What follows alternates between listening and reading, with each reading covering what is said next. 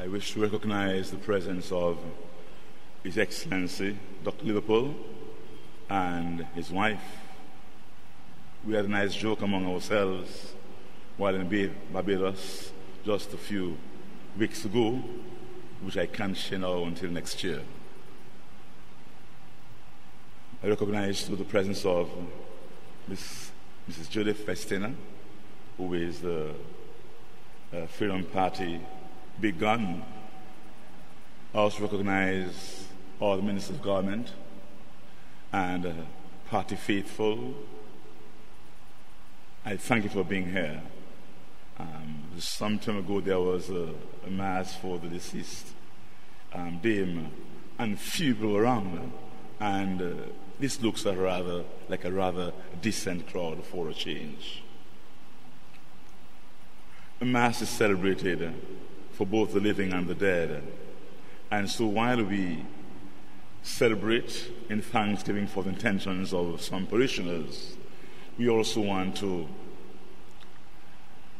thank the Lord for the work of the Dame while on earth, and she was in fact a good friend of mine. I also want to acknowledge the presence of Father Charles Martin, who was a little late because he held up in traffic, and so he left the car and had to walk. So the Dame caused us to do many things, and myself, I was in bed all day, so I had to resurrect in order to celebrate. Something struck me this afternoon. On the Sabbath day, Jesus went into the synagogue and began to teach, and a man was there whose right hand was withered. And the Lord did something special on the Sabbath and healed that person. I want to change it around. We may not have withered hands, but today more than ever, we have withered minds. We have withered minds. And if we look at the mind of Miss Charles, that was not part of a policy to be withered in that way.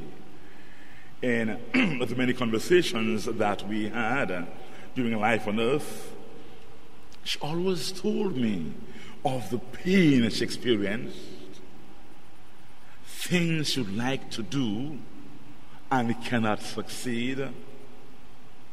She had our country at heart. So what I advise our people is to forget the party to which we belong politically and think of the people whom we are called to serve, and say, I am committed to the welfare of my people, whether they are for me or not, whatever color they may wear, whatever individuals they attach to. My interest is to help the nation. And how can we arrive at such a stage? Because today, acrimony seems to be the order of the day. People don't want to talk to others because they belong to this party or to that religion. We are all human beings. We are all created by God. Hopefully, we are all on earth to return to the Maker. And when the Maker will see us, He won't question us as to which party we belong on earth or to which religion. He'll say, look, tell me, what have you done? Did you waste your time? Did you try to build your ego? Or do you place yourself in oblivion in order to think of people, to love people? That is what I myself am trying to do. Priesthood, thanks God. Monsignor, what I want is to love people, not because I'm a priest, but because this is my commitment. I want to love my people and do almost the impossible for them. Whether there are some instances where people in their conscience, in their soul and conscience, have thought it wise to make changes in their lives, whether for spiritual reasons or for political expediency, there's no problem. There is nothing wrong in what we call flip-flopping. Once you flip-flop because you have God in mind, once you flip-flop because you love your people, it's all well. The order of the days, I want to work for the nation. For when I work for the nation, I'm in fact working for myself.